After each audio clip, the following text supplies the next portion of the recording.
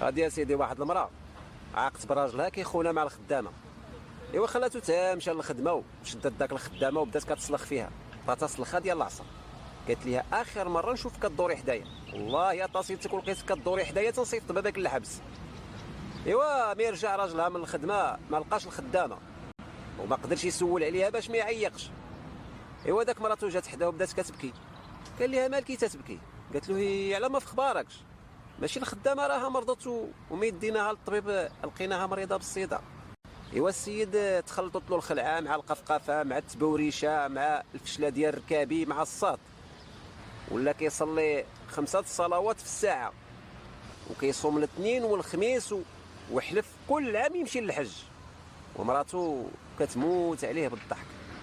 ماشي ان كيدهن عظيم. تحياتي لكم الناس زوينه خوتي العزاز، ديروا معكم شي جيم شي كومونتير زوين بحالكم. الى عجبتكم الحلقه بارطاجيوها لنا مع الخوت والاصدقاء فضلا وليس امرا، ودائما التشجيع ديالكم راه مهم بزاف بزاف، وتحياتي لكم.